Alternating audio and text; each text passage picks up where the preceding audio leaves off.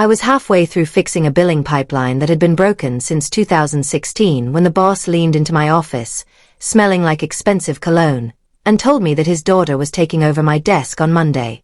No warning, no discussion, just a casual eviction from the space I had occupied for over a decade. Chloe, fresh out of college with a minor in social media and a profile full of vacation pictures, was moving in. I stared at him with my clipboard in hand, my mind completely blank from the sheer disrespect. Before we move forward with how I dismantled their entire operation, please take a second to subscribe to the channel right now. Your support helps us bring you more unbelievable stories just like this one, so do not forget to hit that notification bell. Now, back to the story. I had given 11 years to this firm without a single day of drama or unexcused absence, quietly keeping the entire back end together with sheer willpower. Now, the girl who once asked me if spreadsheets had an automatic undo button for real life was going to hang fairy lights where my strategy whiteboards used to be. I simply smiled and told him it was no problem, using the exact same tone normally reserved for a bad diagnosis. He did not even notice the iciness, just nodding like I had done him a massive favor before strutting away. I sat in my chair for another 45 minutes, completely unable to focus on work while staring at the blank wall. 11 years of my life had been quietly packed into that small room, from my custom sticky notes to the exact spot on the carpet I paced during late-night system updates. With one lazy sentence from the CEO, my entire dedication was being sacrificed for family favoritism with eyelash extensions. I knew right then that fighting it directly would be completely pointless, so I chose a different path entirely. Instead of causing a scene, I quietly packed my 3 most important personal belongings into a small bag. I took my favorite chipped ceramic mug, my personal leather notebook filled with 10 years of custom coding fixes, and a tiny black flash drive containing every system bypass I had ever built. I left the dual monitors, the ergonomic keyboard, and the tea bags on the desk, letting Chloe figure out how to navigate the physical space on her own. Before shutting the door, I took a quick photo of the room for future reference. I sent a brief message to Human Resources stating that I would be transitioning to remote work during the office adjustments, which was technically true. On Monday morning, I watched from my kitchen table as Chloe posted a video of herself spinning in my old chair with a caption about her new corporate lifestyle. She had already placed a massive ring light in the corner and pinned a motivational banner directly over my annual planning calendar. I genuinely wondered if she even knew how a fiscal quarter worked. The emails started trickling in by mid-afternoon, mostly minor questions from coworkers wondering where specific vendor agreements were stored. I completely ignored them, not out of petty anger, but because my operational goodwill had left the building the moment her pink water bottle replaced my mug. While the boss sent a company-wide email praising his daughter's natural leadership abilities, I opened a fresh spreadsheet on my laptop titled Project Tomorrow. If they wanted to redecorate my career with scented candles, I was going to build an exit strategy.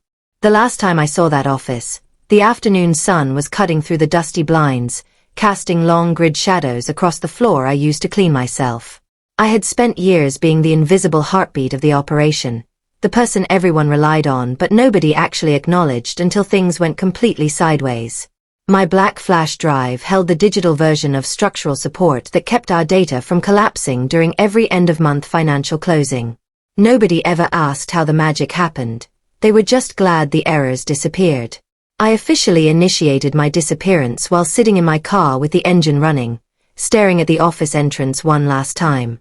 I typed a sterile message to HR explaining that I was accessible via email during the transition, devoid of any emotional signature or unnecessary explanation. I tapped the send button, watched the confirmation appear, and then completely logged out of our internal communication systems. I did not set an out-of-office reply or schedule a transition meeting. I simply vanished from their network. By Tuesday morning, the first real cracks in the foundation began to echo through the company communications. For the first time in over a decade, the executive operational report did not arrive in the management inboxes at 8 in the morning. There were no data charts, no color-coded performance indicators, and no summaries of vendor delays, just total silence where organized structure usually lived. By midday, the finance director sent a message asking Chloe for the documentation, assuming it was handled. Chloe responded with a simple thumbs up icon, but absolutely nothing followed that promise. An hour later, the sales director demanded the report before an upcoming client pitch, asking someone to grab it from the shared server. The problem was that the data pipeline did not exist on the shared server because it relied on rotating security tokens that I refreshed manually. It ran on a custom script I wrote years ago to keep the entire system from crashing, and absolutely nobody else knew how it functioned. While they struggled to locate the data, I sat in my living room with a legal pad, mapping out client tiers for my new independent consulting business.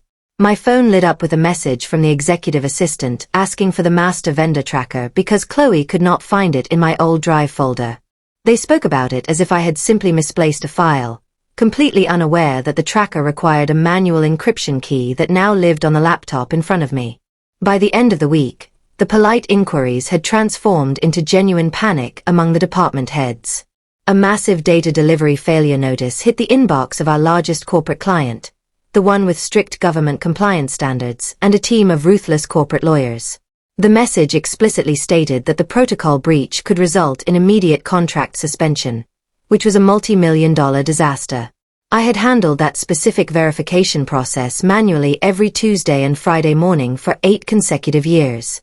The boss finally called me later that afternoon, his name flashing on my screen like an unwelcome reminder of the past. I let the phone ring completely through before answering, greeting him with a neutral tone that immediately threw him off balance. He claimed there was a minor technical glitch with the compliance portal and asked if I could jump on a quick 5-minute call to resolve it. His usual arrogant booming voice was entirely gone, replaced by a desperate, shaky attempt at friendliness. I told him calmly that I was completely unavailable for internal troubleshooting, causing a long silence on his end of the line. He stuttered, offering to pay an hourly rate if I could just log in quickly to fix the compliance error before the client walked. I informed him that I now operated exclusively on a 3-month non-refundable retainer structure through my new firm, RAN Operations. He went entirely silent, realizing that he was no longer speaking to an employee he could order around, but a business owner holding all the leverage. He muttered something about reviewing his options and hung up, but the damage to his company was already accelerating. By the following Monday, Chloe missed 3 consecutive contractual deadlines for a major onboarding transition, causing a 12-year partnership to dissolve within hours.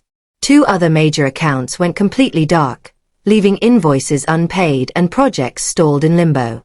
The atmosphere inside the corporate office had turned entirely toxic, filled with frantic meetings and quiet whispers in the break room. The absolute climax occurred during their weekly operational meeting when someone secretly recorded an audio clip of Chloe completely losing her temper. She screamed that nobody had trained her, that the documentation did not exist, and that the vendors refused to speak to anyone but me. The sound of her notebook slamming onto the table was followed by an incredibly uncomfortable silence from the rest of the staff. They had finally realized that the person who kept the lights on was gone, and the building was dark. The boss attempted to text me multiple times after that, offering a better office, an apology, and a complete reset of our working relationship. I did not bother replying. I simply blocked his number permanently and focused entirely on signing my first 3 independent consulting clients.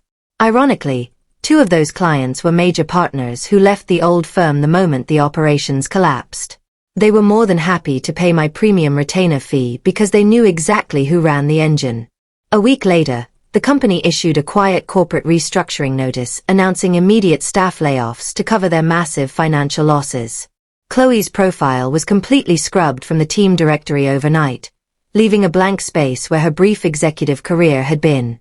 They were left sitting in the physical wreckage of an organization they never truly understood, learning the hard way that you only notice the scaffolding once it falls on your head. I closed my old laptop, deleted my historical user account, and finally enjoyed the quiet comfort of a business I owned completely.